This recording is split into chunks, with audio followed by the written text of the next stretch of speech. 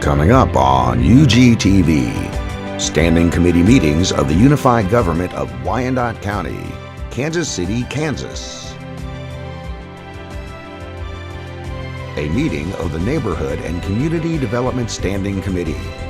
This will be followed by a meeting of the Economic Development and Finance Standing Committee.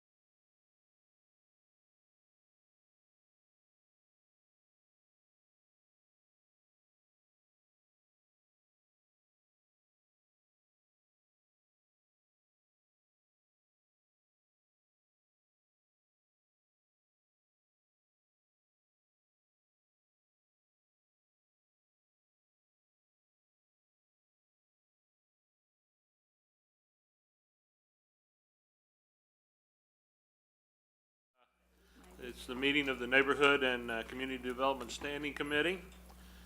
We wish to welcome everyone to the meeting. Public comment is welcome. Anyone wishing to speak on any item on this agenda may do so when the item is up for discussion. You'll have up to 3 minutes to speak and be recognized. For accurate recording purposes, we ask all present to speak into the microphone directly. Will the clerk please read the roll? Roll call. Walters. Here. Murguia. Here. Townsend. Here. McKiernan. Here. Walker. Here. Next we have approval of our minutes from November 9th, I believe it is, 2015. Move for approval. Second. We've had a motion and second. All those in favor? Aye. Any opposed? Okay. Minutes have been approved. The first thing on our agenda is the measurable goals, and we're going to have a presentation, it would appear, on 311. Mr. Connor? Thank you, Commissioners. With us tonight is our 311 staff, Brett and Luke, to talk about 311 goals and our goal statement and then our goals itself. So this is a follow-up to a previous presentation that we had. So I'll just kind of go through what we think is our kind of visionary statement and then some of the goals we want to accomplish in 2016. So for 311 in 2016, we want to establish the 311 call center as the official site for obtaining information, reporting problems, or submitting requests to the unified government. We think that's kind of what we want to aspire to be. That's what we want the 311 call center to be, both online and on the telephone. And we want to make sure that works for our staff as well as people that are trying to call in. This is similar to some other statements in other cities that have more established 311 centers. It seems to be, pretty concise and to the point, and catches a lot of what we're trying to do with 311 and customer service and transparency in our departments and being able to show our effectiveness as well. So I guess, Brett, if there's any other comment on this, or Commissioners, if there's any comments on the transformational statement? Okay, Joe, you want me to take over? Commissioners, good evening. I'm glad to be here tonight to talk a little bit about this. We are, as you know, in the process of revamping our software, and it's going to include a mobility piece, and a lot of things are going to be happening down there. It's very positive for our communities as a whole, both internal and external. And we like to look at our customer service bases, both. Obviously, we have internal constituents as well as external, but in looking at the high level here on the aspirational side, it's taking back from 7 or 8 years ago what I'd originally written in some of the content that we looked at when Doug and I started setting out to develop this, this whole concept, and saying that it really needs to be a one-stop shop, and we need to get to the 80-20, 90-10 kind of rule to where incoming calls are very accessible. We're accessible to take those types of calls and convey that information for the unified government and to solve that problem there. And if we have to transfer that, then we go straight to a subject matter expert instead of hitting 4 or 5 phone numbers and maybe not finding somebody and aggravating that constituent, but more so getting that resource out there and actually tracking how that affects the constituency and how we do our jobs. Looking at some of the goals we're looking at to get to this, I mean, there's a lot of things that we have to do, and I'll read them from here. We're talking about finalizing and upgrading our 311 network, and what that's going to allow us to do is basically put a more dynamic portal, per se, and a product out there that's more accessible, but also allows us to get down to bringing the content into where we can manage it as an organization and send these reports together, as a collective whole across the organization, so people can look at the content and see how we get from point A to point B, and not only that, how well do we do what we think we do, not just guessing but knowing.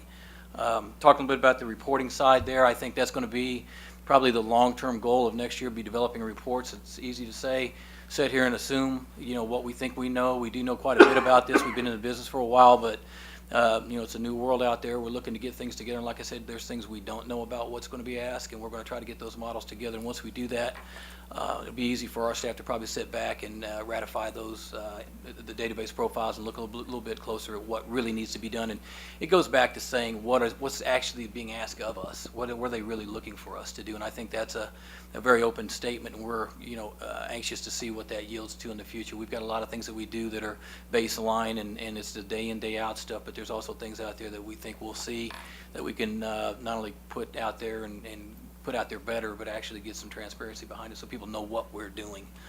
There's a training piece as well on this. We're going to implement a training program. Luke and I were just talking about this earlier too. It's one of our goals to get that out there. I think what we'll do obviously is vet this thing. We're going to test this thing and get it into production here fairly quickly. I think the first Q is what we're looking to still go for. We'll put something up in front of the county administrators and get this thing out there so everybody can see what it looks like before we get to the street. Once we do that, we will we'll try to break this thing every way we can by using it with our own staff and get all the bugs that we haven't seen probably in the first quarter of testing out there, and then open it up to the public. It's going to be open on the portal side to the public immediately, but I think once we start to look, Joe, to train staff internally, we will examine who the heavy players are for ours. And Public Works is a great example. I come from there. Obviously, they're a big organization. They do very well, but we do a lot for them. They do a hell of a lot for us. And I would think that would be one of the places we'd look to target to try to get some closeout on the backside when we start doing training. So with that, Joe, I'm going to open it up for questions, and let's chat a little bit about it. Yeah, I would just say that this first goal really touches our customer service type focus to give folks feedback. Not only can they register a complaint or a question, but we can actually get feedback on when it's done. The second one, during the reporting models, is going to help us with our transparency and also our innovation and effectiveness measures. And then, of course, the training program. We want to target the most affected departments first. We want to roll it out to everyone eventually, but we want to hit the folks that are going to be using it the most and the ones we have the most interactions with first. So it'll be a targeted training rollout in 2016. Definitely, and we need to empower this system for full utilization, both internally and externally, and that's a very powerful thing when you do that, and there's a lot of good data there. What does that mean? Well, I think, Commissioner, once we get to the point of training the right staff and we get this out here, we can close tickets quicker. We can actually measure the resources both financially and administratively and how that affects the unified government, how that outcome, actually not output, but outcome, effectuates into the community and what that does for you guys in your districts. As an example, if we say we're fixing potholes, what does that really look like at the street end and things like that? And there's just a lot of things there's a lot of moving parts in unified government. Obviously, we provide a lot of services, and I think once we can measure those things effectively and report that back, we can actually digest that information and start to manage to the task. So we want to look at effective outcomes and try to produce that type of result both internally, but we also want to be timely and make sure that we're utilizing resources and that we're trained properly and have the budget and the staff to do so.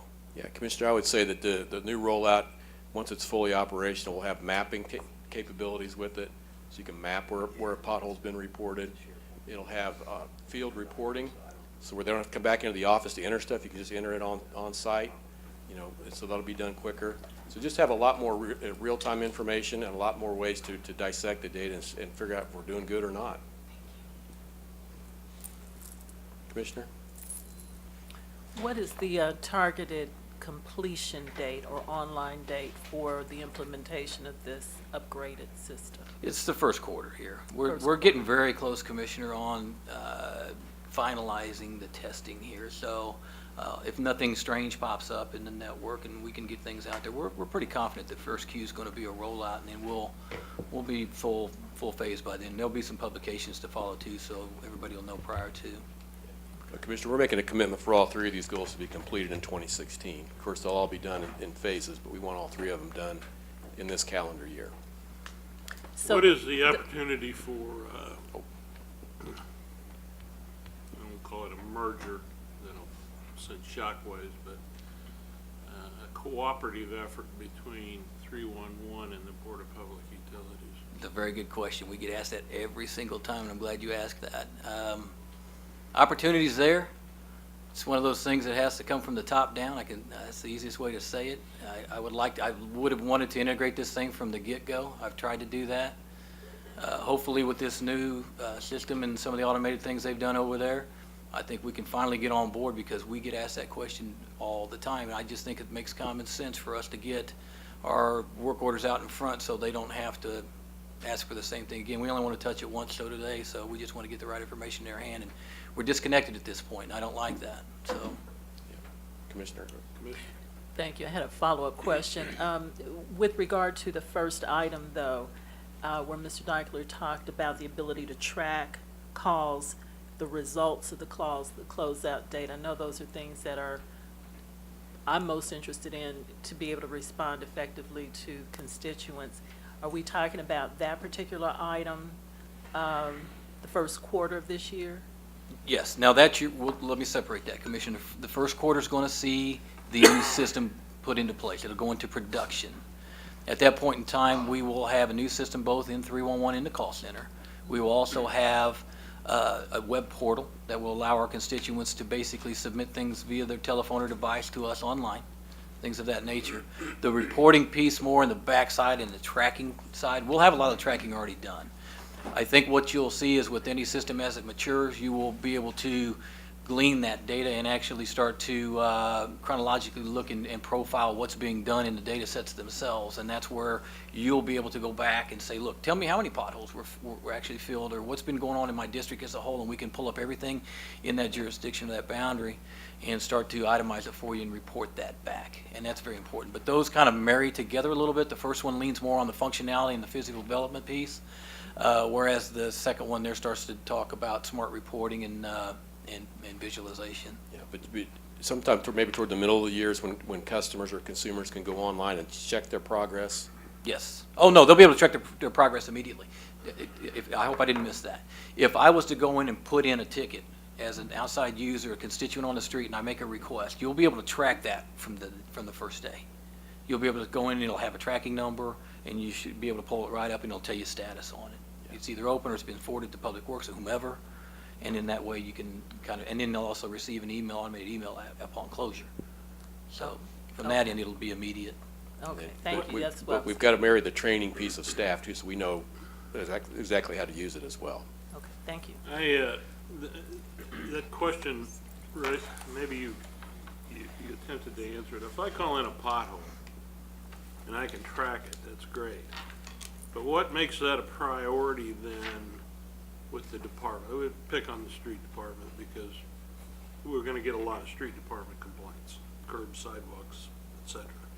What makes that, they've got work assignments, they've got, their daily agenda laid out for them, at least out by where I live in the facility there. And I call it a pothole report on my street that's bad. Who's gonna make that a priority with the street department? I've not found that interdepartmental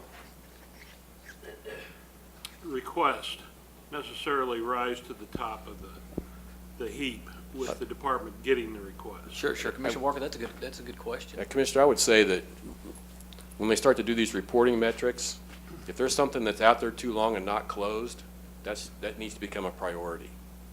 I mean, I think the priority is going to be set with our practice and the way we're actually handling these calls and the complaints that come in. So you're going to establish a time frame for completion? Escalation, yes. There's escalation built into the model, which will allow us to go in the call center. Luke can take and run and say how many open pothole requests do we have that are over a week old, 2 weeks old, a month, et cetera. We can even be automated and notified by flagging, things of that nature. But I think this is a great example of interdepartmental training where you take the management and seniors at that level. We bring them in and we start to say, look, I mean, obviously emergencies are emergencies, but in their daily workflow and efficiencies, I think they would probably sit back and say, hey, we know we've got 12 of these things that we can do on Friday because they're all collectively fairly close by contiguous nature, et cetera, and try to handle those things in that way. But there's also the department at that point in time is going to have to be trained to recognize the immediacy of certain things over others. A pothole versus a guardrail on a dangerous curve is probably two different things if the pothole's minuscule. If the pothole's gigantic, there's a plate missing somewhere in the street, obviously those are emergency situations. But that goes back to the operational side, and that's where I think we need to probably train and allow some of their employees at that point at the higher end to be able to segment before they dispatch those. Does that help answer your question? Well, it does. 6 months ago, I brought up an issue about trees, shrubs, weeds growing in the catch basins of our bridges. And I pointed out several in particular. As best I can tell, those are still there. Now we're using sand and salt. It gets washed into the drain basin. It doesn't drain. guess what happens to the catch basin? It rusts Exactly. out. I mean, the turnaround's got to be, the interconnect between what you're trying to do, collecting the information and being able to mine it so we can see what is there, means nothing if we don't have the ability within these departments to respond in a timely fashion. And bridges are expensive to replace. Catch basins and bridges are expensive to replace, as well as inconvenient to the people who use them. So that's an example of one where what we're doing now hasn't, at least in my case, proven to be on my complaint, one that we have responded to. So I guess it comes down to, it's great to have this system, but if we don't have adequate personnel to address these issues in these departments, then we're looking at a bigger issue. That is, how many more people do we need to make this thing effective, not just at your end. And I guess I have another question. When I call City Hall sometime and I don't have the number, and I call, or sometimes when I call the number, the main line for a department, it flips over to 311. Why is that? Well, back in the day when we first started this thing, Doug and I sat down and talked about that, and there was a push to get the departments to roll their phones to us so we could become that one-stop shop. Some departments have chosen to do so, others haven't. I think it's a matter of whether those front desks are staffed or not in some cases, but where others aren't. And I've had that complaint on many occasions, and I think there needs to be a conversation still with us, Joe, and probably to define whether that's going to be a policy or not. But I know that some of those just flat roll straight to us, and that's the way they've left those front desks on the main, like a 5700 numbers per se. How many people do you have answering the phones? We have 4 people right now, and they take a lot of calls. I don't doubt it, because there are times when I call 311 where I don't even get an answer. I get Ben's recorded voice. Mm-hmm. And I'm always treated well by the people when I call, even when I was not in the commission. I mean, they try to be helpful, but I think you got a lot of work ahead of you to make this thing what certainly I thought when we rolled this thing out a number of years ago. People want to call, get an answer. It's like calling 911 and being put on wait. To them, we should be able to get an answer from a person and a time frame. And they should see a truck out there with patch fixing that pothole within a reasonable time. Now, what my idea of reasonable is, and what we have resources to do may be different, but within a week, a person should have either feedback or an indication that the pothole will be fixed. And we're talking potholes, but there's, as you well know, a myriad of issues that someone is going to have to be trained on as to who is the problem. If I call 311 and I have a complaint against a police officer's performance, I need to be referred to the correct person within the police department. It's just, obviously, it takes some discretion to know whether this is internal affairs or is this just, the office of the chief. So, Absolutely. I Okay. agree, Commissioners. And they're just to that point, we have worked in the past. When we first started prior to the economic crisis in 2008, we had twice the staff, and we were answering phone calls in 28 seconds, which was good. And then obviously we went into the economy, and it hurt us as well. We downsized and tried to fight the fight, and our on-hold times are significant now. We have worked already with the county administrator in testing what I call a decentralized program, which allows us to basically train other staff that are outside the call center that can take what I consider level 1 calls, which would be a basic information type of call. and to actually get a live body, and then they can just help work with that and some of those overflow calls like that and try to diminish that in the meantime. If there is a more prominent resource needed or a higher level of understanding, then it comes to Luke or I at that point in time from a decentralized staff member. I think we're going to work on that as part of our training model as well, because like you said, there's a myriad of things out there. There's also a myriad of things here too administratively that we need to address both to make it work. So, and we're pushing towards that. Commissioner, I think I've got your questions, kind of that we need to include in our goal response as we bring this stuff back to you, as the system rolls out in 2016. Were there any other questions from the commission? Okay, thank you very much. All right, Thank you for the presentation. Thank you. Thank you. Moving on, it would appear that our next item is land bank application. Mr. Slaughter.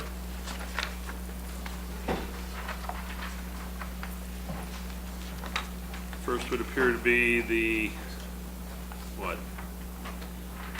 applications to accept into the land bank. Correct, thank you. Happy New Year to everyone. Happy New Year. Do you want us to just move to approve that? Actually, if you don't mind, I have a little presentation on one of the applications. And I will say on an oversight on my behalf, the application for Mr. Curry,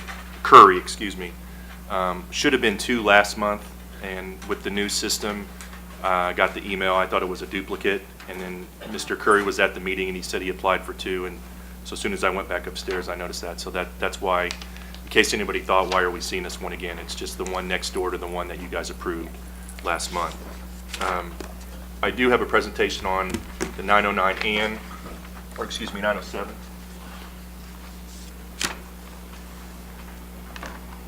And you may remember this property from a couple months ago. This was originally in the police department's name. It was seized through a drug seizure.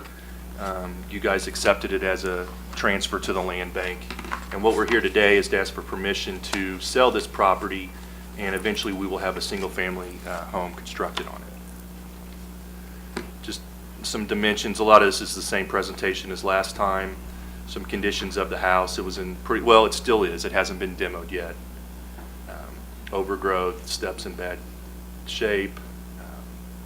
Again, if you remember, probably, I'm sure you all do, this was the way that the people got in and looked. The front door was boarded, but one of the side windows wasn't. Just, further deterioration of the property, some interior pictures. It's currently still appraised at around $44,000. Again, it was forfeited to a drug prosecution. You've obviously seen pictures of the signs of neglect. And through Charles Brockman in our Economic Development Office, he estimated repairs at around $66,000, which were more than the current appraised value. We were approached by Mission House Network about wanting to build a house on this property. They initially also requested that the UG demo the property and then we'll buy it from you. And I'm like, well, that's not really going to work because we just don't have funds to just throw demo properties out. So what we kind of talked about was, well, if Land Bank goes ahead, gets this property and starts the process, would you be able to reimburse us? And that's kind of where we ended up our discussion. Just a little bit of history about them. I don't believe that Reverend Adams is here, so I'll go ahead and speak on his behalf. The Mission House was established in 2012. They do have a property down the street on 9th Street that they do use as a community housing for their ministry. Again, their goal is to work with the people of the neighborhood and improve the quality of life in the neighborhood. They're a 501c3. They're some of the contributors to the Mission House. And again, this was the offer. We would demo the property, and basically they would reimburse the land bank for the demo once the property is awarded. Now, we've already got the bid in for the disconnect, the sewer and water line disconnect, and we've also received the bid for the actual demo. The demo hasn't taken place yet, but they have, I believe, until, per the bid, February 3rd to complete that. And all indications is that it's moving forward. They've also agreed to donate an amount to the police. That was part of the conditions of us accepting it, was they would donate some money to help further their programs.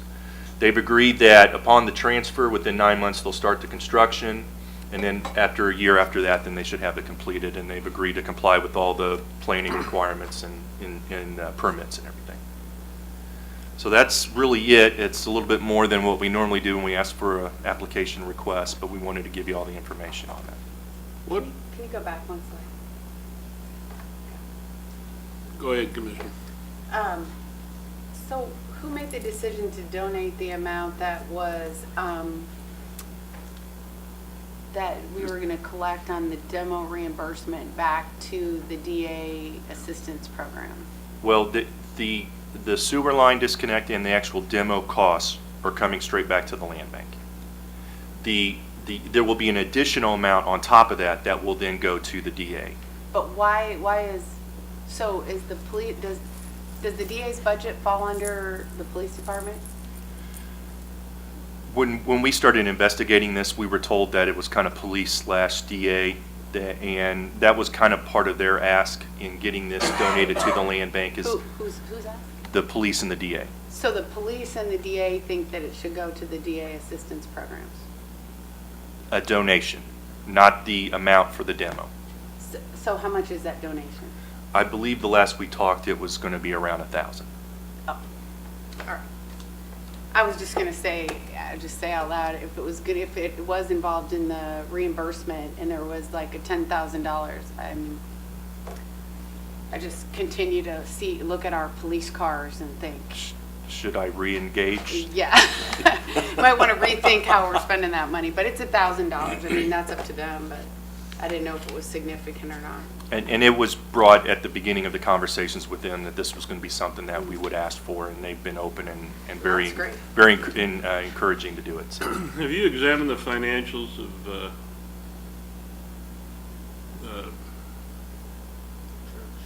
Mission House. I wanted to say Mission Network, Mission House? Have they submitted their annual, what is it, 990? I have not received that note, but I have not also asked for that. What do they do? Again, they have a house that is right down the street. I don't want to call it a halfway house, and again, It's not.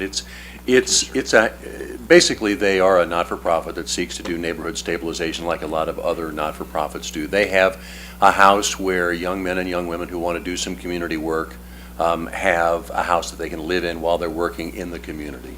They then go out from that house. This group, I've had many conversations with them, and I really do find that they are very committed to this downtown area. They do a lot in terms of neighborhood cleanups. They do a lot in terms of engaging and helping folks in the neighborhood. They approached me about this house because it's 2 doors away from their mission house, so the center where their young men and women volunteers live while they're in their service period. And this house has been vacant for 10 years or more. It has been the source of a fire, it's been the source of vagrants, and they approached us and said, you know, we have both the means and the desire, and I do believe in our packet there is a letter from Commerce Bank attesting to their finances, at least with Commerce Bank. So they said, we have the means and the desire, excuse me, to stabilize at least this corner of the neighborhood. Can we do it? And I'm all in favor of people who say we have the means and the desire. Well, I, based on what you said, I would accept that, but I think that in the future, when we're dealing with a nonprofit, I would like to have the, I'm calling it the 990, but it is a form that they are required to be filed on an annual basis that would give us a great deal more information than a letter from Commerce Bank, which by no means is binding that they're going to get a loan or anything else. is that information you'd like to see in the packet, or, you know, I'd be concerned about? I'd like to know who I'm dealing with. You know, calling it a name is one thing, but I don't know any of the people connected with the network. And I think that it should be universally applied. Or I will say that you know, since I've been in discussions with Reverend Adams, he is a pastor at Westside Family Church, so if there was someone that was probably in the lead on this, it's probably them. Is that a church in Kansas City, Kansas? No, I believe it's out in Shawnee, K7. And are any of those churches in Kansas City, Kansas? Because I don't think so. I'm not sure. Yeah, I know Church of the Resurrection is not. They are not. Colonial Presbyterian is not. And Paseo, I'm assuming, is off Paseo, which would be in Missouri. I just think, I don't know if anybody else cares. I care. I want to know who I'm dealing with and who is the people on the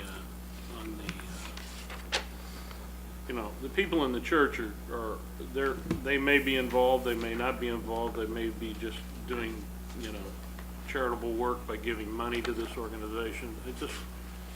I want to know any nonprofit. It doesn't have to be denominational or church related or so forth, but who are the people that we're dealing with? Okay. If we're going to give away property, I think not only we need to know, but the public has a right to know as well. Okay, sure. Commissioner McKiernan, since this is your district, do you know if they're affiliated with a local church here in KCK? I was just curious. I do not know 100%. I do not know. Okay. I know that they are affiliated with these churches, and these churches have chosen to reach out and invest in the community. But I don't know if they have a specific affiliation with a local church. Okay. I'd also make just a general observation that when we're giving away property or someone has an interest in getting something from us, I will say it irritates me that they don't care enough to show up to be here to answer questions that could be easily answered for me right now. If they're too busy, then we're too busy to address it. Be my petty, childish response. But on something like this, where there is an agreement and a deal, and they've got a year, but it doesn't say that they're going to start anytime soon. You know, is it really going to be 1 year from now, or is it 2 years, 3 years? What? I mean, obviously, it's been there for quite a few years vacant, and I'm glad somebody's going to do something with it.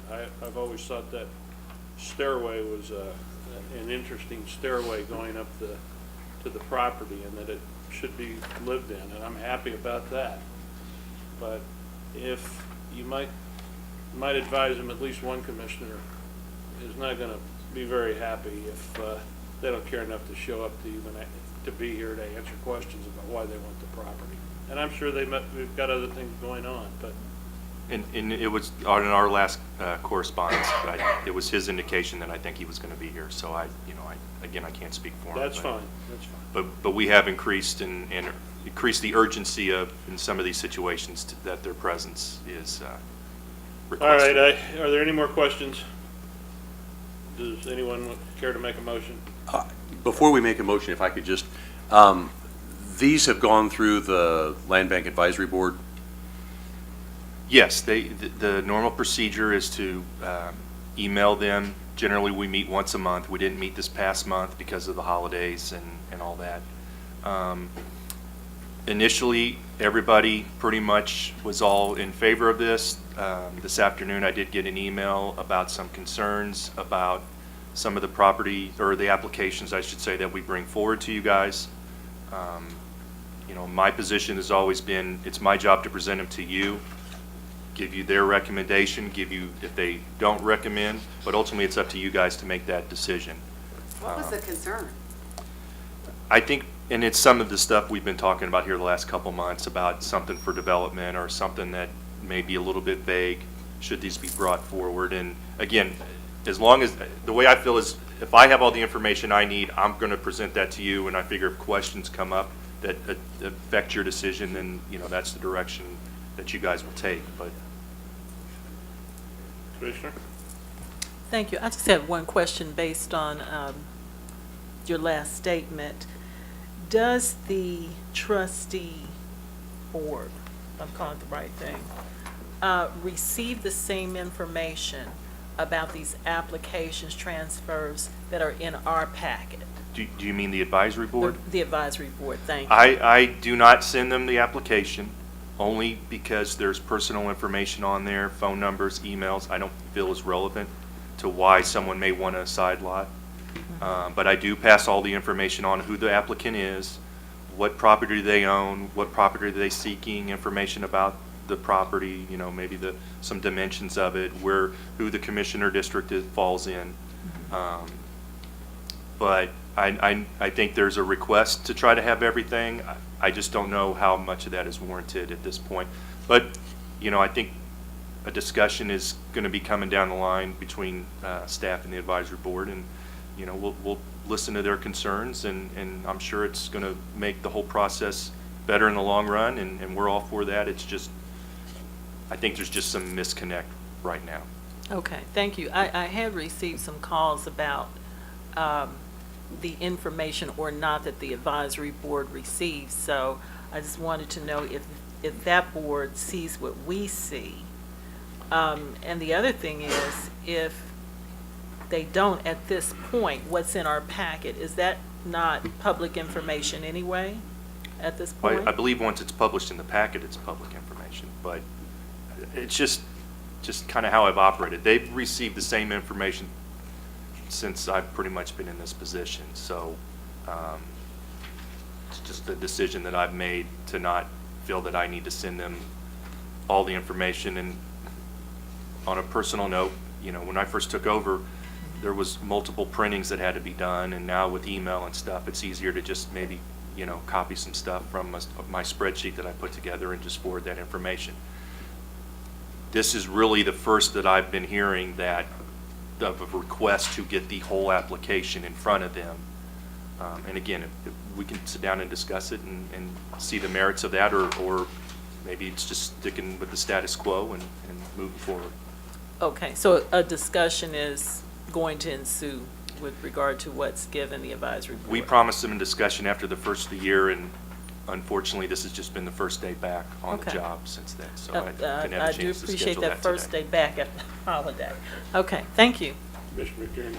And so I just want to make clear that some of the concerns are about the potential disposition of some of the properties that come across, and at least some members of the advisory board are concerned about the potential disposition of those properties. Correct. Not necessarily any disagreement about these two specific applications. Okay. All right. And so, well, I can hold the rest of my questions for the time when we can really engage with the advisory board and kind of take this discussion a little bit further. I would move to approve these two properties as presented. Second.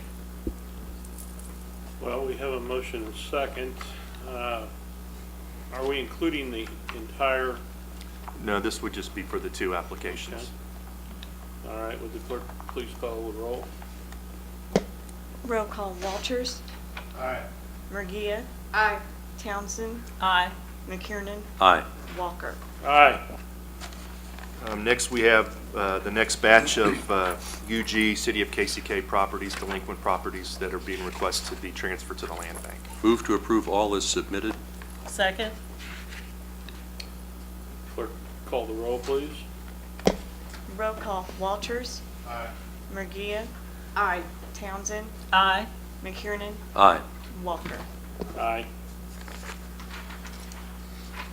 Next, we have some transfers that are from the land bank to others. We have 1100 Grandview Boulevard to CHWC and 3023 South 23rd Circle to the Kansas City, Kansas Community College Tech Center. If there are some questions on that, I did prepare a presentation for that if you guys would want to see that.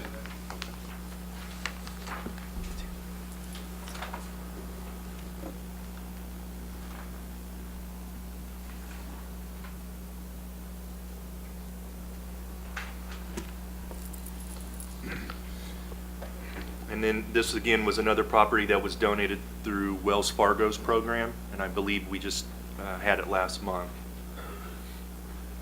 Again, just a basic map of the property. The house is right there. There's Merriam Lane, and this is South 23rd Circle. Some more pictures of the property. There is some mold present.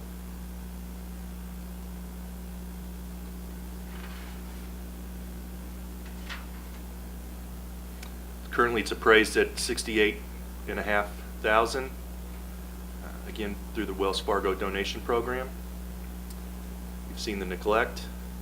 Probably should change that line out of there. And again, through the help of Charles Brockman in our office, the estimated repairs were about $27,000. While this was going on and we were inspecting it, we were engaged through the Kansas City, Kansas Community College Tech Center about some of their programs they were trying to do, and literally a light bulb went off that just said, you guys are probably just building walls in your shop and then teaching them how to insulate it, and then maybe come back on the other side and say, all right, fix the wiring or address the plumbing leak or something. What benefit would there be to actually have a house? And I think initially when we started talking about this, or I started thinking about this, was maybe a property that was on the demo list that we eventually could have them use it, and then we go through the demo process. Well, then lo and behold, our good buddies at Wells Fargo came along and had this property, and so we had some discussions with them. And real quick about the center, and also Rich Piper is here from the Tech Center to answer any questions for you. But they currently offer over 20 programs to their students. They have both day and night programs. Obviously, some of their students are working too. They have over 700 students that reside in both Wyandotte and Leavenworth counties. And what we're going to ask for is, upon the board's approval, we will transfer this property to the community college. Then the Tech Center, along with some of their partners, are going to give that hands-on experience to their students. And then they will market the property and sell, and then hopefully the proceeds will go to help them fund their future programs and stuff. And again, Mr. Piper's here if you had any questions for him or any other questions for me. Mm-hmm. So will this work be done by licensed contractors, working with the students, or what? I'll refer that to Mr. Piper.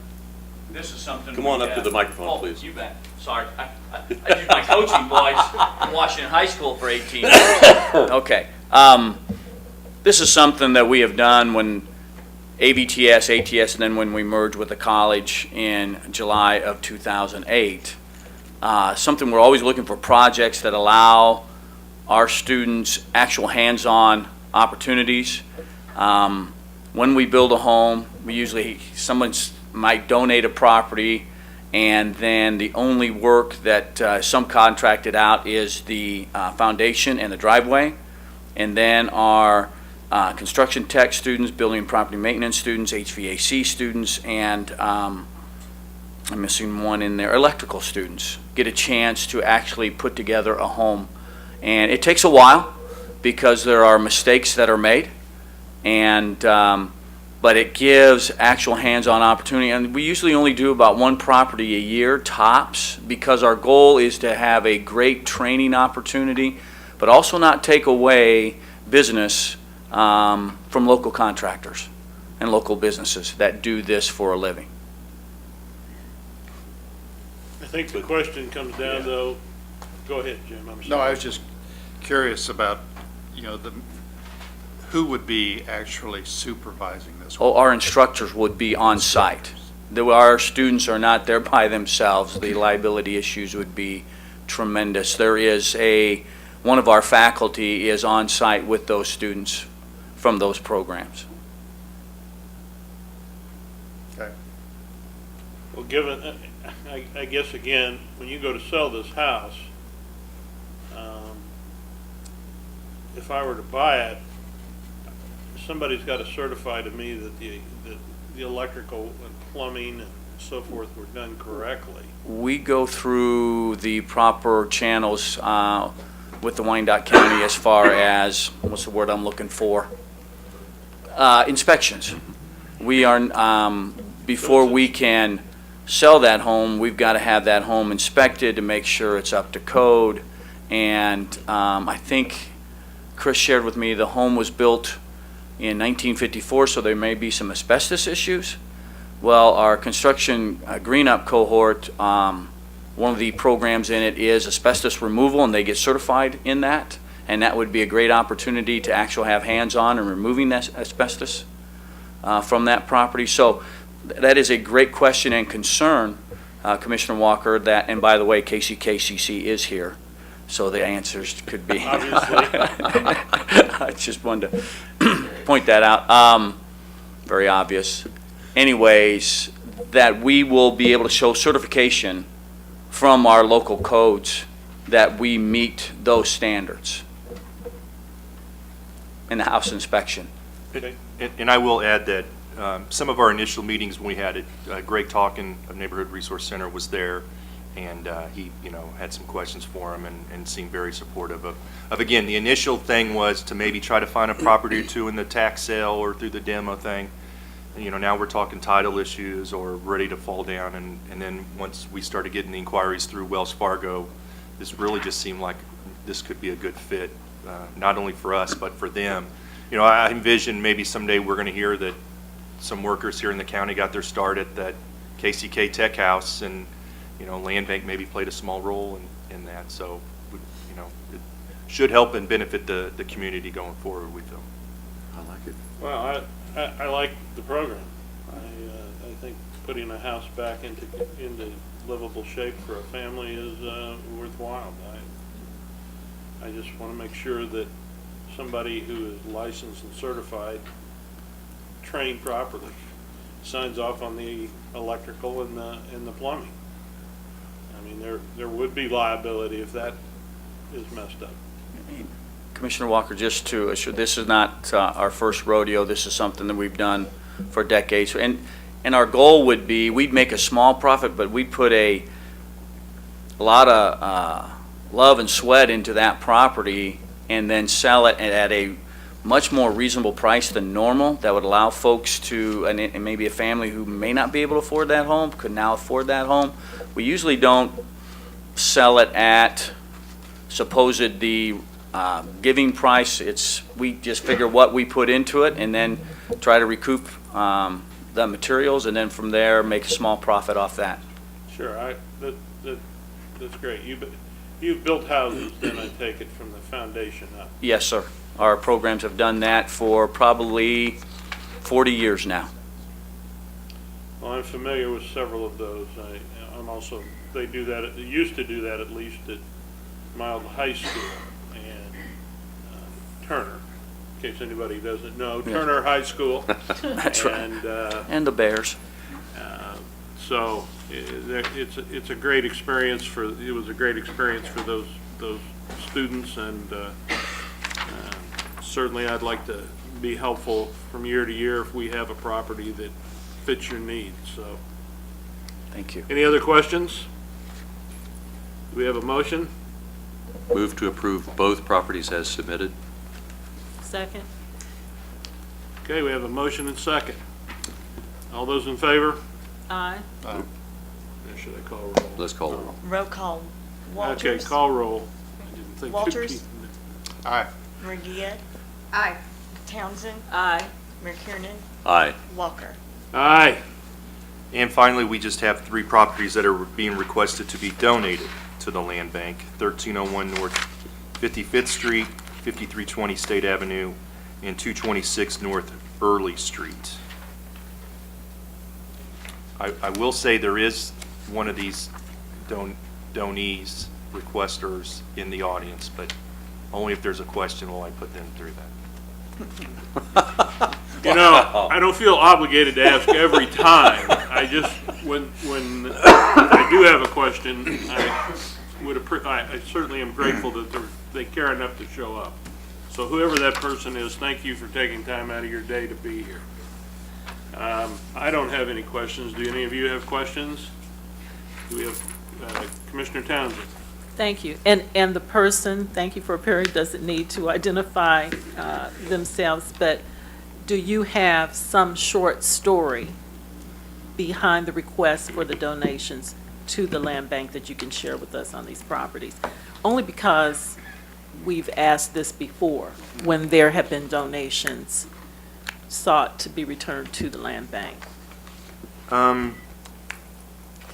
Generally, the requestor no longer desires to have the property, or there's back taxes owed on it. The one on State, we figured, with all the activity that's been going along that corridor, that this could be a good property to control.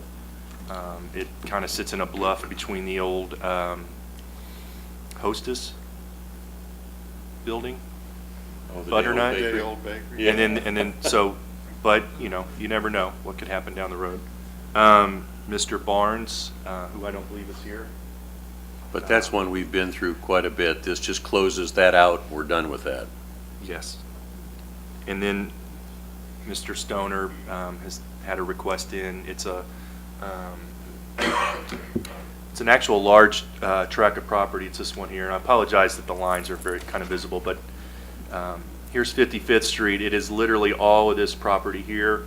This property here is also delinquent, and I foresee us probably trying to get that into a tax sale to make one large tract. I did talk to Mr. Stoner. These are no longer there, so I believe this picture was probably taken sometime in last year, but he indicated there are no garages, shacks, sheds, anything on the property, so. But the reason for the requested return was what? Generally, it's just they no longer desire to have the property, or they can't afford it anymore, and Do you know how long they had this property? The person had the property?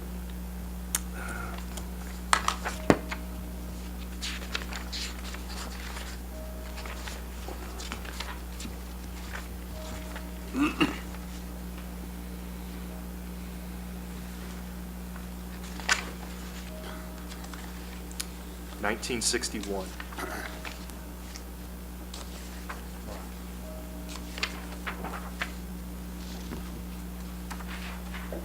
Okay. I don't have any other I mean, questions. it's your guys you have the authority. I don't at this point. Okay, thank you. So what did we decide on donations? I might have a different recollection. When stuff is donated back to us, is there a criteria that they have to meet? Or do we just decide, why would we accept property back in the land bank? Are we talking about the North Early property? Well, I'm talking about all of it, but if you want to talk about North Well, Early, the North Early property was originally purchased out of the land bank by Mr. Barnes. And he's expressed to us on numerous times that he no longer has a desire to own this property or take care of it. So I think, as one of the commissioners put, it's probably eventually going to fall back into our hands anyway, so we might as well just take control of it. So So What when I about look, this? So is it just, this was just a request. These are just requests to be property donated to the land bank. so can you pull up 226 North Early for me? And this is Tenney, and there's North Early, And where's the 226? this property. Corner lot. Okay. It's fine.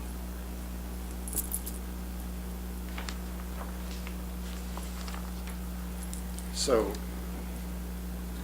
you were going to explain some sort of criteria that we have, or do we accept all requests for donation? Well, we do some abstracting on it, or I should say some abstracting is done. If there are things found in the abstract that would make it difficult for us to sell, then generally we will send them a correspondence saying that this is probably not going to be a good fit for us. If we pass that test, generally then it's to be brought to you guys for approval. So do I assume? Do we have a criteria that if it meets A, B, C, and D? Probably not. So are there substantial taxes due on these two other properties? Sometimes there are, sometimes there's not. The first property owes over $16,000. The one on state, just the current taxes are owed, And what about North Early? and it's the same way, just the current taxes. But again, from previous meetings and appearances, Mr. Barnes has indicated his desire to no longer. Didn't he say he was moving out of the county?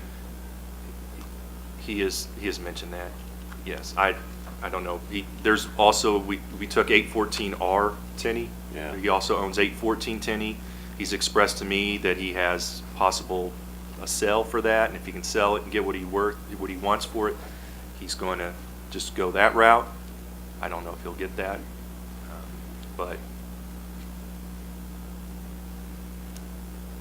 So when he got these out of the, the more you talk, the more questions I have, sorry. So when he got these properties, I mean, Tenney is a long way from North Early, right? No. No. Right, it's there. again, Tenney is here. This is North Early. His home is up here. This is that property, and then probably right about here where the red dot is 814, 814, and then 814R was this large trunk basically in the middle of the alley. Okay, all right, thank you. I don't know anything about either of the other two properties, but in this case, he's been current on his taxes. I think he's going to move out of the county, and we're ultimately going to get this property back. I'm in favor of just doing what we need to do now to make sure that we do control it without having to go through a whole bunch of extra work to get it back. But I don't know anything about these other two properties, nor do I know about what policy we have or should have on accepting properties that have substantial back taxes on them. But again, the argument is taxes aren't getting paid now anyway, Yeah. so should we just control the property?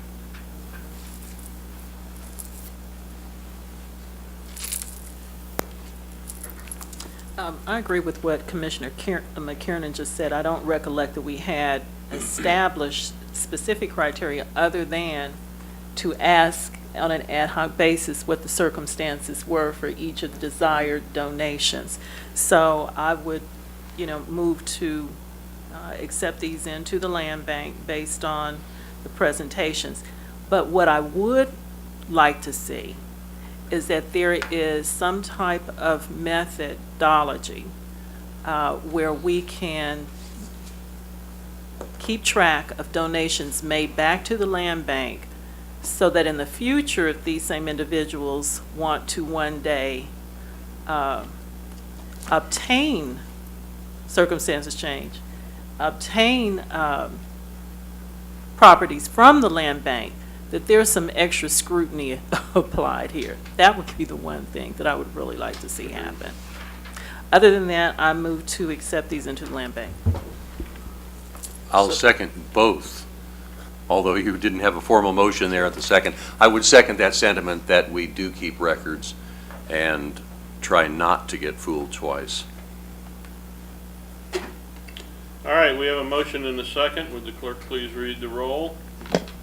Roll call, Walters, Aye. Murgia, Aye. Townsend, Aye. McKiernan, Aye. Walker. Aye. That's all I have. Thank you, Mr. sir. Slaughter. I believe that concludes the agenda for the Neighborhood and Community Development Standing Committee agenda. I think unless there is objection from the commission, that we ought to go ahead and just press on. I like the way you're thinking. Is there any other objection No. to moving on? Then in that case, we'll welcome Mr. Alvey to the table. And we do welcome everyone to this meeting of the Economic Development and Finance Standing Committee. Public comment is welcome. Anyone who wishes to speak on any item that is on the Standing Committee agenda may do so when that item is up for discussion. You'd be recognized by myself or by the committee and have 5 minutes to make your comments. We do ask that anyone who wants to make comments comes to the podium here in the center of the room. And for everyone present, please speak as directly as possible into a microphone for both recording and broadcast purposes. We do have a blue sheet item that came out on this particular agenda at our last meeting.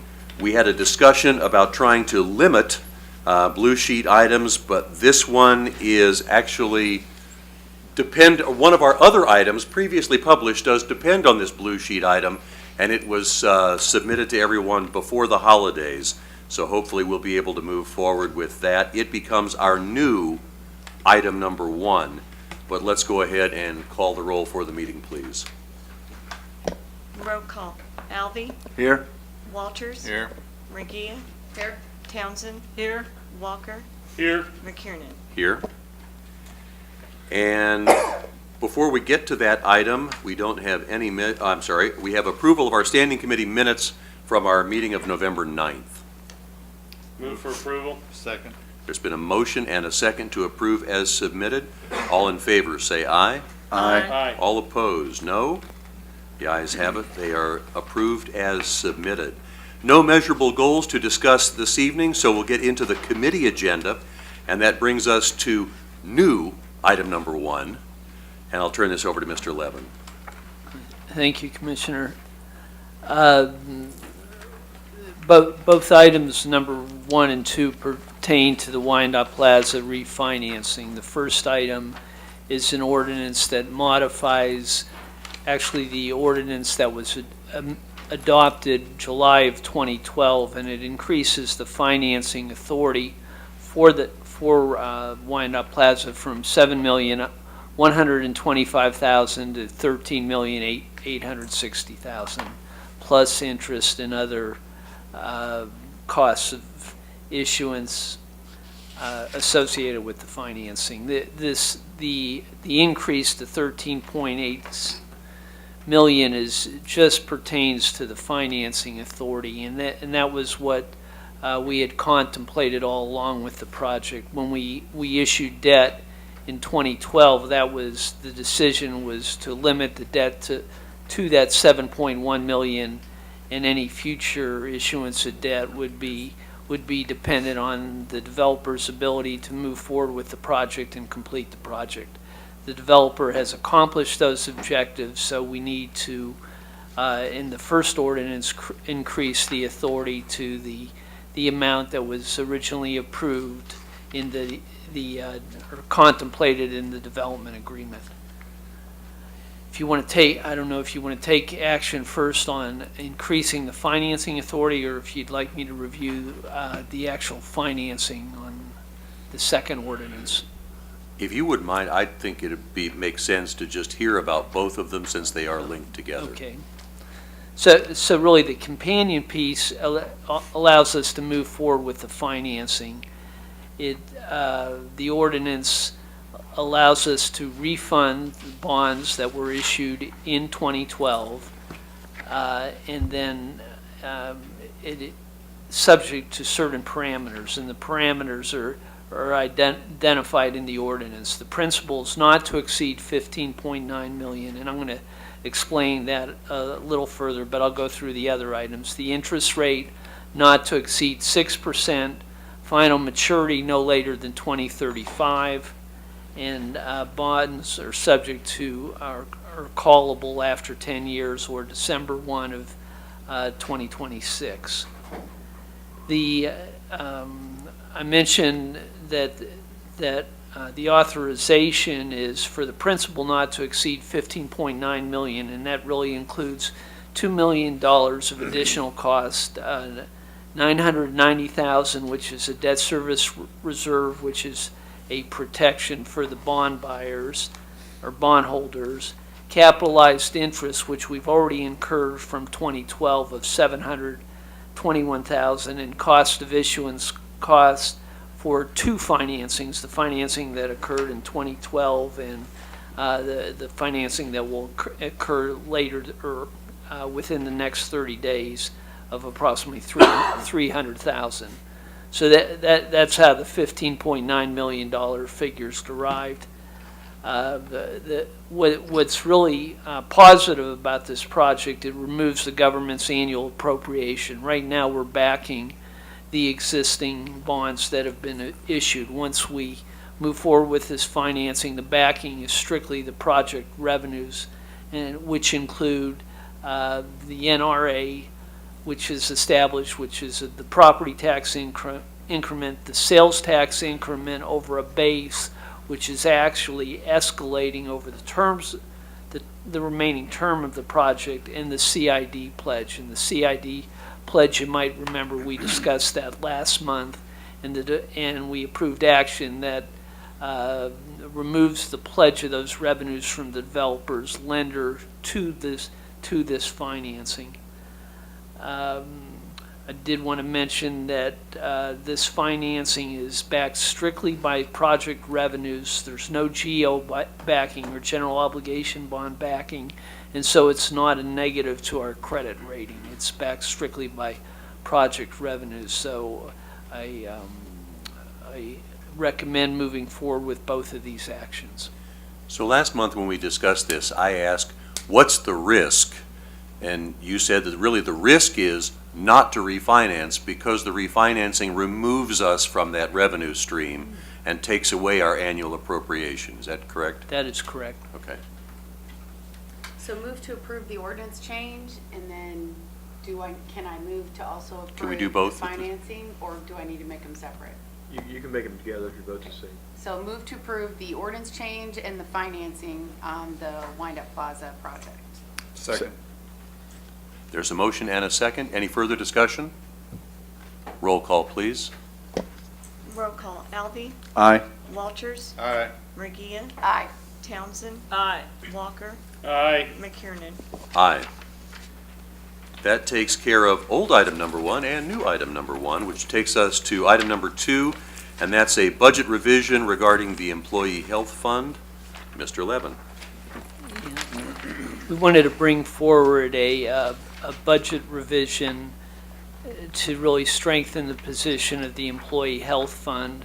Last summer, the government took action, and we actually made a transfer of $2 million to the Employee Health Fund, but we've had a problem over the last several years that we've realized we had to have an influx of additional funds to put that in a cash positive position. The performance of that fund through the end of 2015 put us in a negative cash position.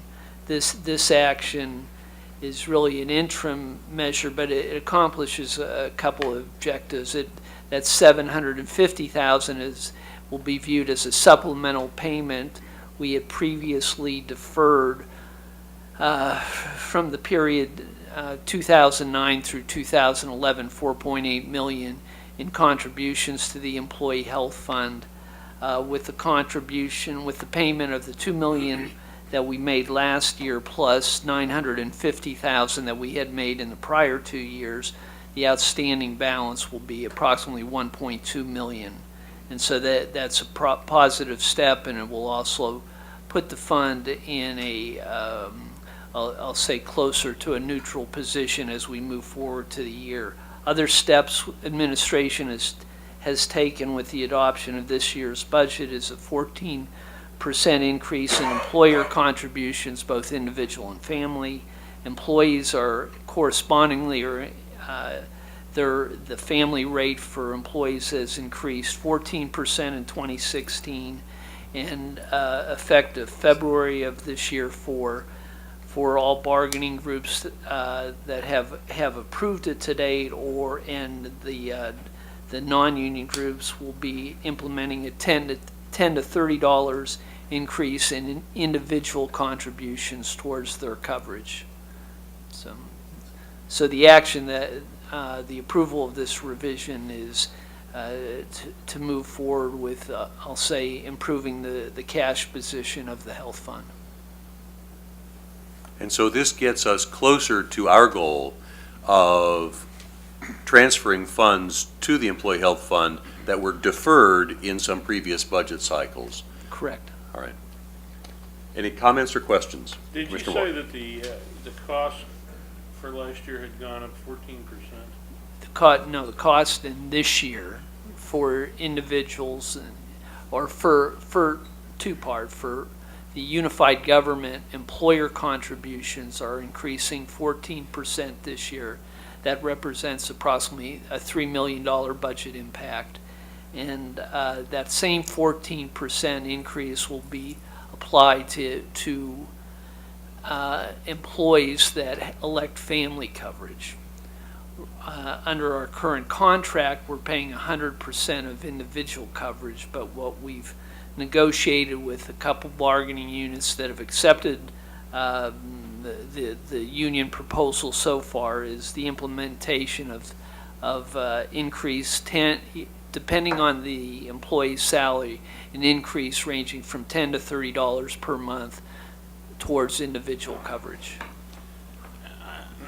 I guess what I'm curious about, and every time when we increase the cost of health care, it's based on the previous year experience, is it not? Yeah, we had not increased employer contributions since, I believe, 2008. And that was, at that point, we entered the recession, and it was just, we were in a position that the Employee Health Fund had a strong balance at that time, and really what's occurred over the last 6 to 7 years is we've spent down that balance, and we really haven't addressed it in the form of increasing employer contributions.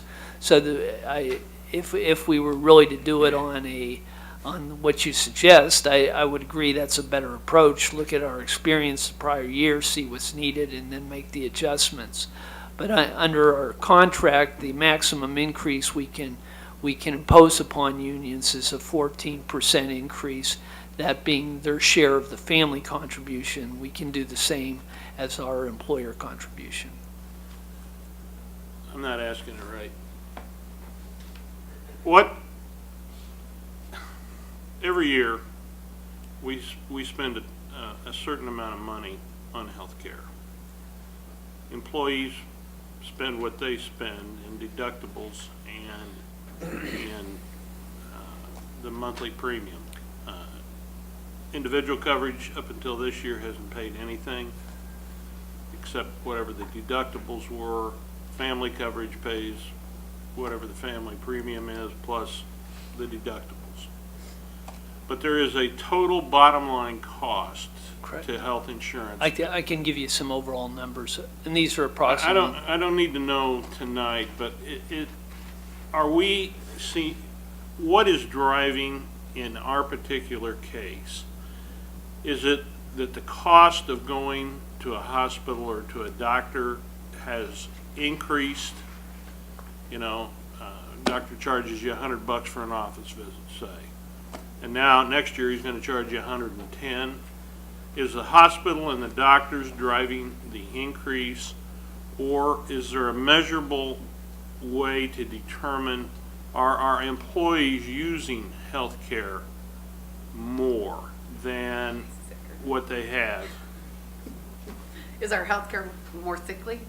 Yeah, is our employees more do we sickly? go to the doctor more often than we have in the past, or to the hospital? Do we have an abnormal number of severe medical conditions that occur? Yeah, You I mean, remember- I'm probably not the best one to answer that question. Mr. Connor's on. Well, you're the guy. Sit- You're the guy. I sit- don't want the answer tonight, okay? Well, one thing we certainly can do is we can ask United Healthcare. They make an annual presentation to our employee benefit committee, and we can provide that information to you, and I'm certain they'd be willing to meet with this committee. And I would like that annual presentation. I mean, every year, I'm never sure who to blame. Is it our employees because they're running to the doctor with every little ache and pain, or is it the doctors in the hospitals who need to make more money for themselves? Yeah, Commissioner, I can tell you that on the expense side, I don't know if there's been a year where pharmaceutical, hospital, or the doctor's office charges have not gone up across the country. There's never been a year where it's remained flat. So our costs to purchase health care always goes up. But on the utilization side, that's where the United Healthcare presentation would be helpful for how is our group utilizing health care. I mean, I think that would give you both pieces of the puzzle. Yeah, I agree with you, Commissioner Walker. I'm curious also. I mean, we hear all the time on the national news and even locally, we get reports about how, healthcare costs are skyrocketing.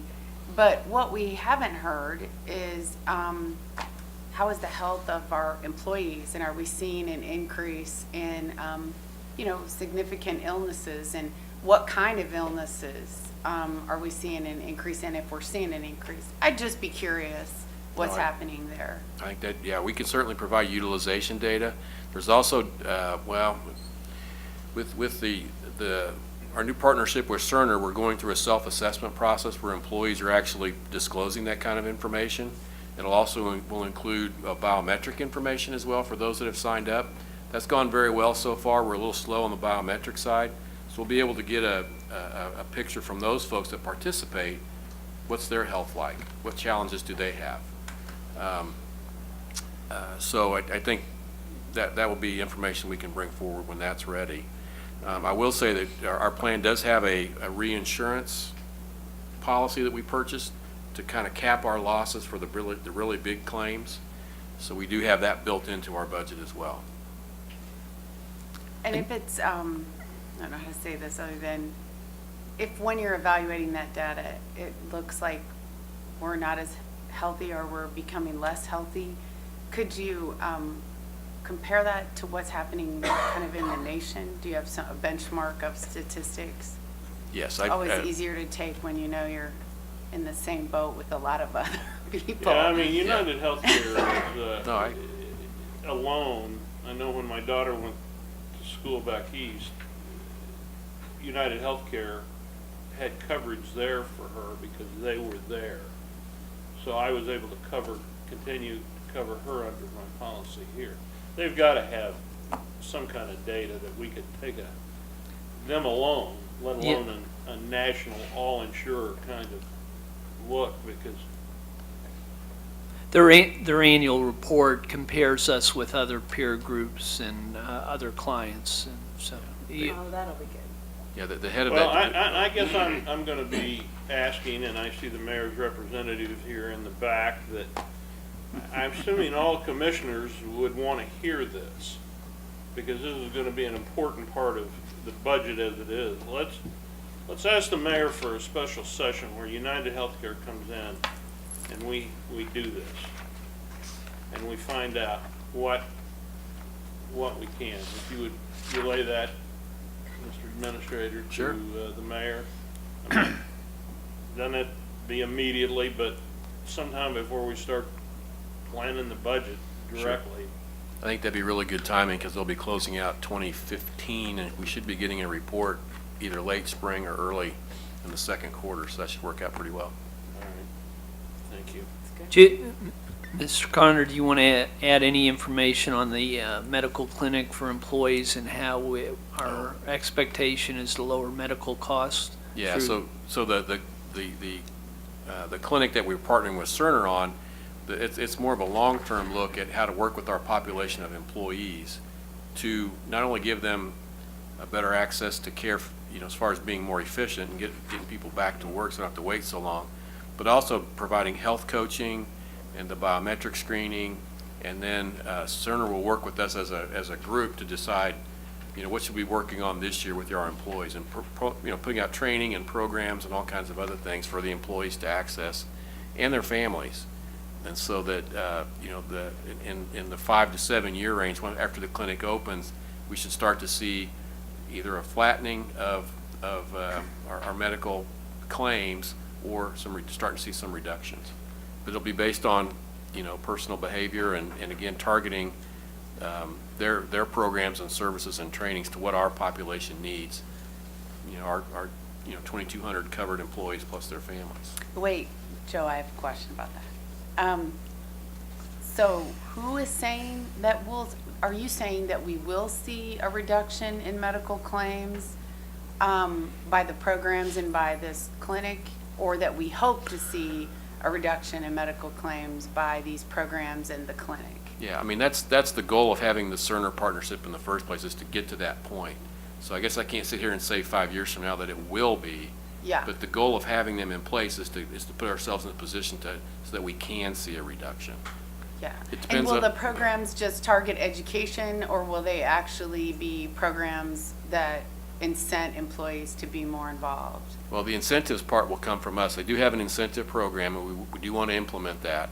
They also have a health coaching component where an employee can get a health coach and work with that person individually, as well as other educational programs, as well as a kind of a clinic that can provide more comprehensive service. I have a question. So what we're being asked to do is increase the 2016 amended budget by this $750,000, sort of pre-approving this inclusion. Yeah, it's not a formal amendment to the budget. It's a budget revision, and you might remember our budget policy. If we exceed a budget revision of more than $50,000, we need to go before the governing body, and that's what this action will do. We'll do it within existing budget authority. We'll take it from a personnel line item or a reserve line item, but this gives us authority to make that revision when we will formally amend the budget during the budget process this summer. And if this revision's approved, it would be included in the amended budget at that time. Well, that really was my question, is there sufficient revenue to cover this expenditure, or are we going to hear that we are locked into a mill levy increase because of what we do here tonight?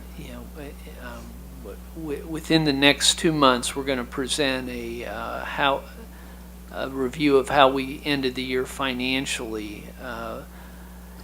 We're looking, what I'm estimating at this time, our general fund revenues are going to exceed budget by approximately $3 million, and so that would give us sufficient capacity to make that amendment in the budget. Great, thank you. Any other discussion or questions for Mr. Levin? Are you going to be here to make that presentation? I will work with staff. I may not be here on that date. So you probably are going to be out the door before that one has to be made. So the request before us is to approve a budget revision in the amount of $750,000. Move to approve? Second. We have a motion and a second. Any further discussion? Hearing none, roll call, please. Roll call, Alvey, Aye. Walters, Aye. Mergia, Aye. Townsend, Aye. Walker, Aye. McKiernan. Aye. Thank you, Mr. Levin. Thank you. Item number 3 is a request to set a public hearing to consider the self-supporting municipal improvement district improvements and approve an ordinance authorizing said improvements. I believe Patrick Waters from Legal is here, and Lynn Kaluva, who is the Schmid Board President, is also here as well.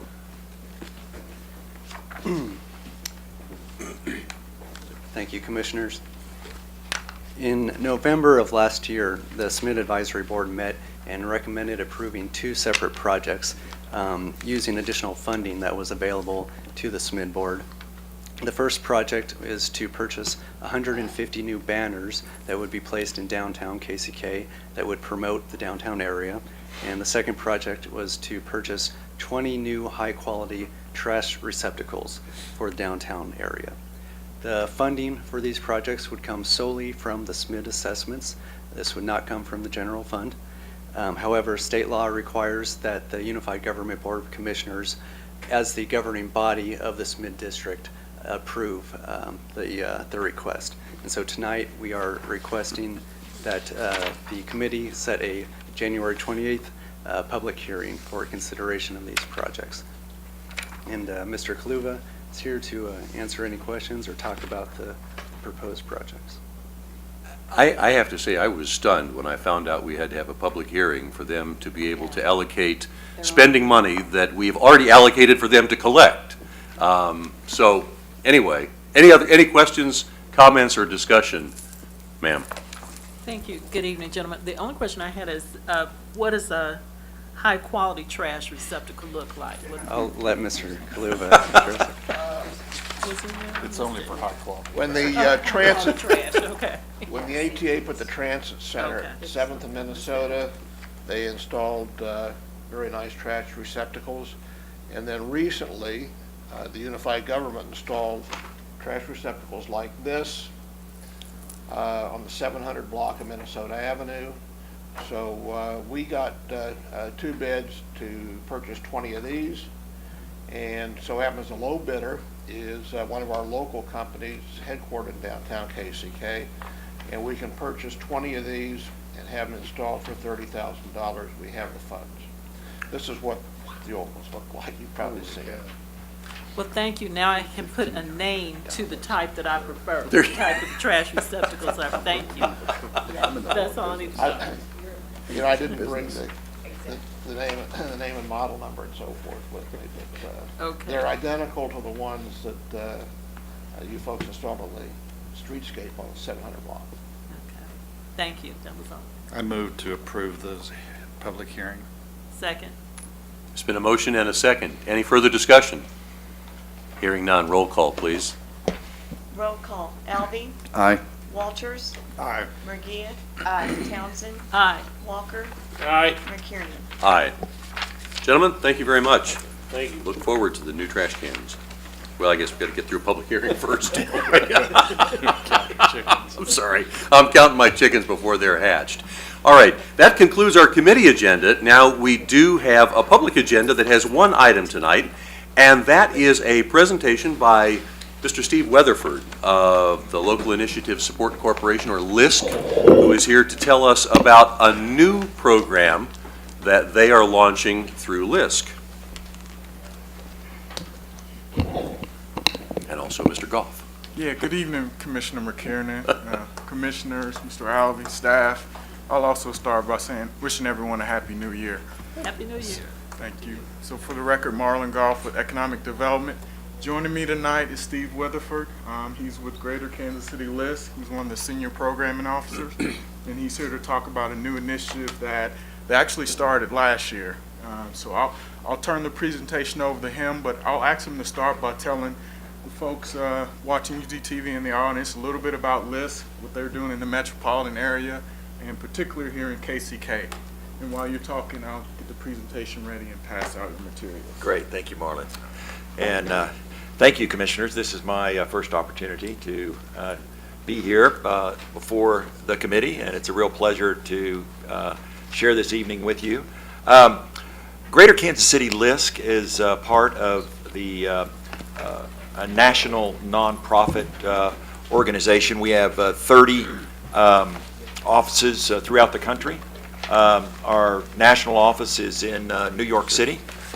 We are a community development finance institute, and we do all types of community revitalization and community development efforts. Here in Kansas City, Kansas, one of the projects that I have had the pleasure to work on is the new single-family housing that has been built in Douglas Sumner. As you know, that was a federal grant that was appropriated approximately 10 years ago, and we built 4 houses. We are now taking the program income from the sale of those houses, and we're starting to recycle that money into additional homes. So we're going to be building our 5th home in the Douglas Sumner neighborhood, and CHWC will be breaking ground on that shortly. So what I am here this evening now to share with you is about our Catalytic Urban Pre-Development Fund. And I have provided you with a folder that has our presentation here this evening. It has some additional information about the Pre-Development Fund. And it also has our infamous momentum map. And so if you want to know anything about where LISC is operating in Kansas City, Missouri, or here in Wyandotte County, you could just refer to the momentum map, and we're awfully proud of that. It has all of the initiatives that the unified government has prioritized here in the county, and also shows you our focus areas. So why don't we get started now with our presentation here. So if I can figure out my technology, I'm going to press that button. In the first slide, we talk about the need.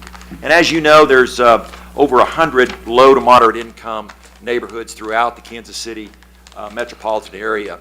that are in dire need of assistance for revitalization, to revitalize their physical and social fabric of their communities.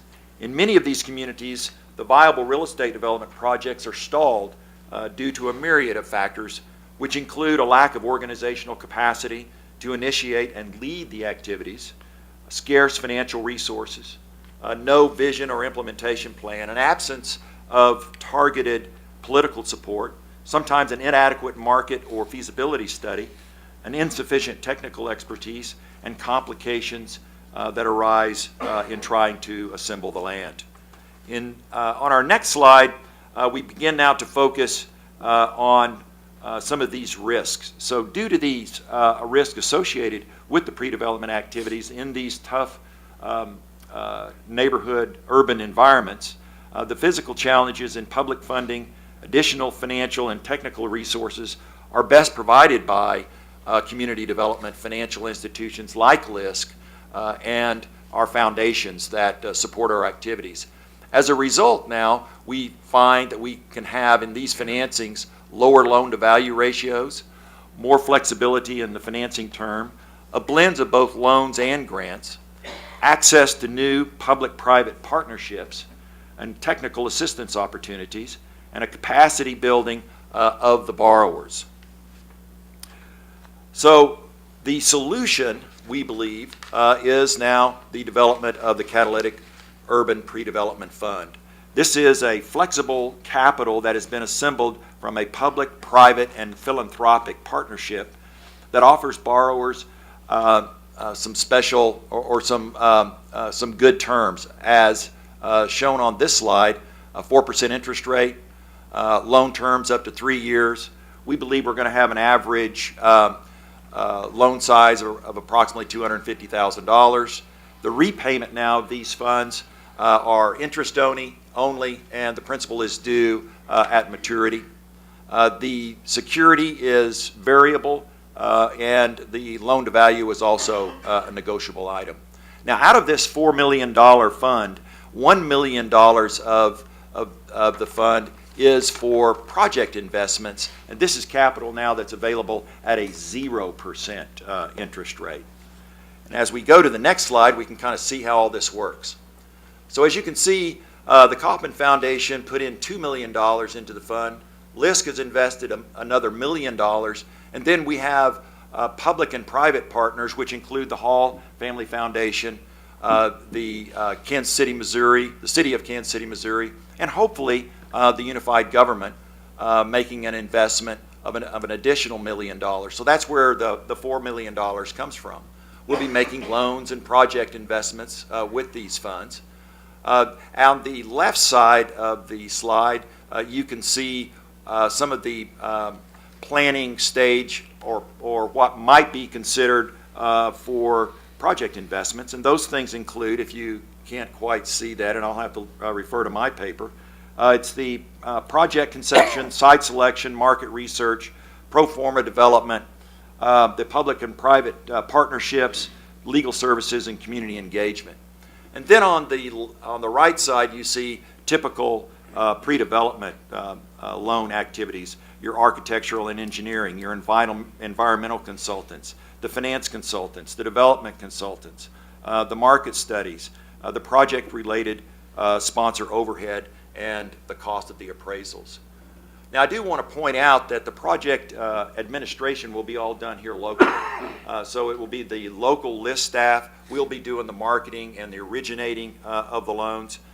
We will have a lending committee that is comprised of the LISC board, and they will be doing valuations and recommendations on loan structure for the underwriting that will be done by the National LISC Credit Committee in New York. So I just want to emphasize that these are not grants, these are loans. They will be underwritten just as we do all of our loans when we're lending LISC capital. We anticipate that there will be a project steering committee which will be comprised of the funders. We anticipate that they will be meeting on a quarterly basis to monitor the loans, review opportunities, and develop recommendations for strengthening the overall program. Now, I think it might be helpful if we just take a minute and kind of talk about what a catalytic pre-development loan might look like and what it might accomplish.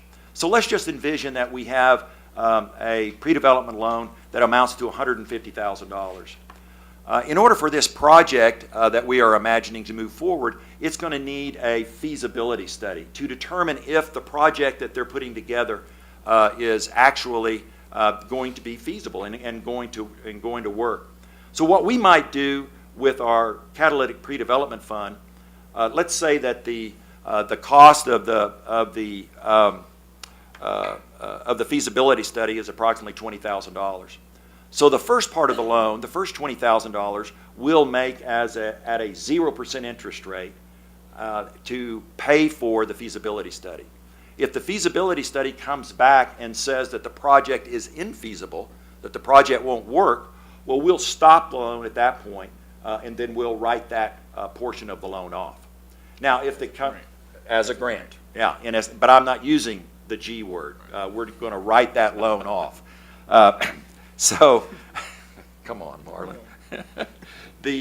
So then if the project is feasible, then we move into the other parts of that loan.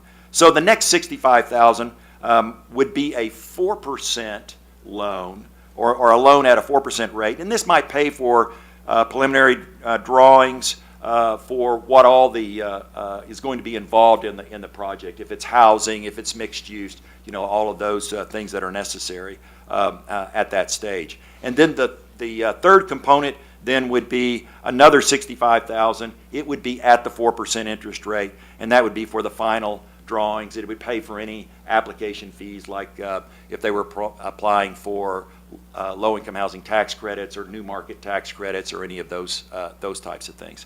So that's how we would then get to a $150,000 pre-development loan, and it would be paid back the first 20 at 0%, and then the balance of 130, if my math is correct, would be paid back at the 4% rate.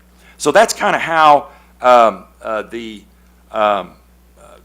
loans would actually work, and hopefully our little example demonstrates a little bit of the flexibility that you might find. So what I'm here this evening is to answer any questions and to encourage you when you get the opportunity in the future to support the investment into the Catalytic Urban Pre-Development Fund by the resources or with the resources of the unified government. And so with that, I'll stop, and I'll be happy to take any questions. Any questions? Yes, ma'am. So will the $4 million that you have to loan out be limited to these areas that you service right now? Well, certainly those will be the focus, but they are not limited. We list resources. The only limitation that we have for list resources is it needs to be in a low and moderate income area. So anywhere in the Kansas City metro area that is considered or that is designated as an LMI, then would be eligible. But those will be the areas of emphasis for us. How many projects do you support outside of these areas right now?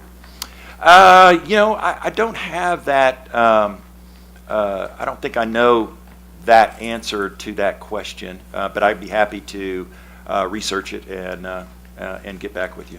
Okay. Yeah. Yes, ma'am. Good evening, Mr. Weatherford. And good evening again, Mr. Goff. I may need you to support Mr. Weatherford, my question. Here's my question. We are very interested in development in the northeast area of KCK. Several of the commissioners, more than several, have supported that concept, and we're moving to try and develop a plan. And I noticed on some of the criteria you said we're trying to tick off some of those things that are lacking. One of the things we're trying to do is look at raising funds to do the plan. So when you talk to us about the Catalytic Urban Pre-Development Fund and the $150,000 $150,000, right? Mm-hmm. Okay. Pre-development loan. Our example. Yeah. Okay. Well, who is your target borrower there? And are you, question one. Question two, is your presentation tonight to us geared to seeking our endorsement as the UG of contributing to that fund? Because we're looking for funds. So those are two-part questions. Well, I think the first answer, the answer to the first part of your question is each loan would have to have a borrower identified. And so typically a borrower is the entity that is going to actually do the project. For instance, if it was a housing development, it might be, like CHWC would be a typical borrower. But it doesn't have to be a nonprofit. It could be a for-profit entity. We'll look at and underwrite the credit or the financial strength of the borrower, and in some cases, we need a guarantor to come in. So you'll see a structure where you've got a borrower and a guarantor to provide the financial strength necessary to repay the loan. Now, the second part of your question is, yes, I want you to endorse the Catalytic Pre-Development Fund, and if given the opportunity to invest in it, I would really hope that you would look favorably upon that and support that. Thank you. And just so that no one in our viewing audience is confused about this, certainly the Douglas-Sumner area would be a part of the Northeast End area that we're talking about. So, but thank you for clearing that for me. You bet. The question I would have is, so when you are looking for funding, would this be an upfront request, an upfront donation or grant of money, or would it be centered on particular projects? So in other words, if there is a particular project that is looking for a loan that maybe was located in KCK or Wyandotte County, that then you would come and say, could you support a contribution of $50,000 for this particular loan proposal? Well, I think that the way that the fund is designed, what we'd be looking for is an actual check or cash or a commitment into the fund. Then we'll be making decisions on individual projects as they arise, as they are applied for. We'll be tracking those funds to ensure that any funds that are invested by the UG would be spent here in the unified government in Wyandotte County. Thank you. Any other questions or discussion? Mr. Weather? Yes, ma'am. Is there action that we need to take? No, ma'am. There is no action that needs to be taken. This is simply informational for us. And do we have enough of these that we'll have? I would think that the other commissioners would at least be interested in seeing these packets. So can we get enough for the other commissioners as well? I'd be happy to do that. That would be wonderful. That'd be 5 additional ones that we could distribute to them. Yeah, in fact, I brought some, I did bring some extras here this evening. Okay. If there is no more questions or discussion, Mr. Weatherford, thank you. Mr. Goff, thank you. Thank you. That is the last item on our agenda. There being no other business, we are adjourned. Excellent.